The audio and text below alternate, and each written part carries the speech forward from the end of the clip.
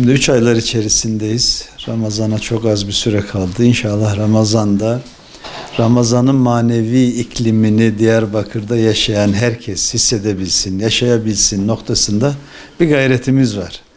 Ama meteorolojiden Ramazan boyunca hava tahmin raporlarını aldığımızda bu sene Ramazan ayı biraz serin geçecek, öyle anlaşılıyor. Biraz yağışlı olacak. Nisan ayı biraz yağışlı olacak.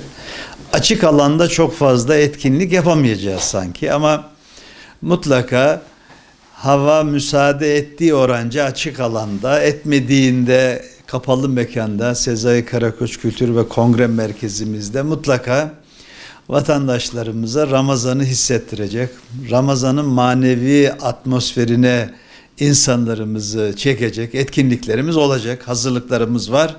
İnşallah hep birlikte güzel bir Ramazan geçiririz. Ramazan'ın feyzinden, bereketinden bütün şehir olarak istifade ederiz.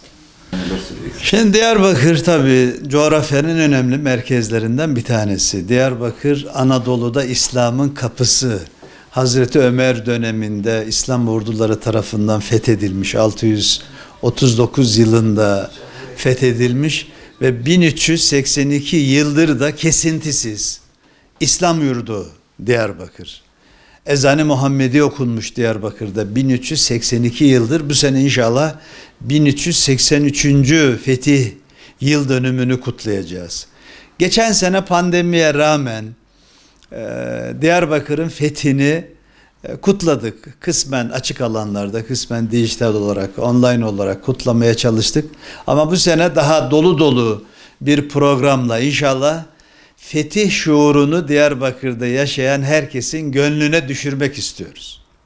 Diyarbakır'daki vatandaşlarımızla, sivil toplum kuruluşlarımızla, geçen sene de zaten sivil toplum kuruluşlarımız çok ciddi destek vermişlerdi. İnşallah bu sene de yine Diyarbakır'ın fethini 27 Mayıs'ta, İnşallah 28 Mayıs'ta da Ashab-ı Kehf'in uyanışını, geçen sene de biliyorsunuz Ashab-ı Kehf'in uyanışını Liceli kardeşlerimiz yüzyıllardır nasıl kutluyorsa uyanış günü kutlamalarını, o 7 uyurun, 7 müminin putperestliğe karşı inancını koruma mücadelesi veren 7 müminin uyanışını nasıl yıllardır bölge halkı kendiliğinden, kimsenin organizasyonu olmadan kutluyorsa inşallah geçen sene yaptığımız gibi bu sene de Ashab-ı Kehf'te 27 Mayıs inşallah Diyarbakır'ın fethi, 28 Mayıs'ta da Ashab-ı Kehf'te uyanış etkinliğimiz olacak.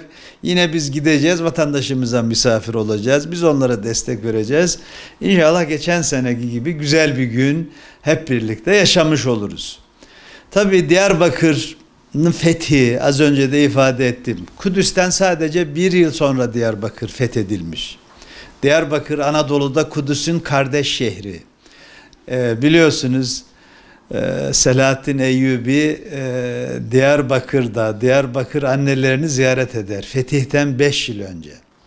Ve Diyarbakır anneleri aslında bir kerametle Selahaddin Eyyubi'ye Diyarbakır'da elde ettikleri gül sularını ve gül yağlarını teslim ederler. Derler ki ey komutan, Kudüs'ü fethettiğin gün Diyarbakır'dan bu gül yağıyla, bu gül suyuyla Mescid-i Aksa'nın minberini, mihrabını temizle. Bu güzel kokularla Mescid-i Aksa'yı donat derler. Ve Selahaddin Eyyubi onu bir emanet olarak saklar. Onu bir işaret olarak da alır. Diyarbakırlı kadınların kendisine o gül yağını, gül suyunu emanet etmesini fetih müjdesi, muştusu olarak da alır.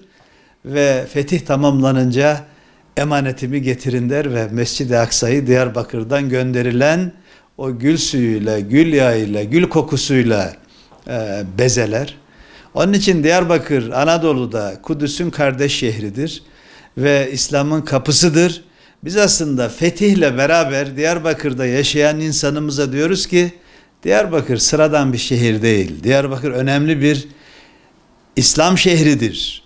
1383 yıldır bu şehirde İslam medeniyeti Anadolu'yu bu şehirden şekillendirdi diyoruz.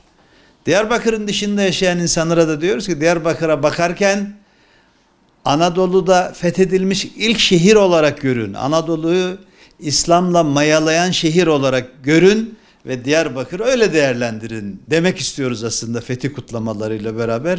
İnşallah bu sene de dolu dolu bir fetih kutlamamız olacak. Şimdi Diyarbakır'da turizm dediğinizde iki tane güçlü ayağı var. Bir, kültür turizmi. O sizin dediğiniz işte kültürel, tarihsel değerlerimiz, işte en önemlisi de surlarımız.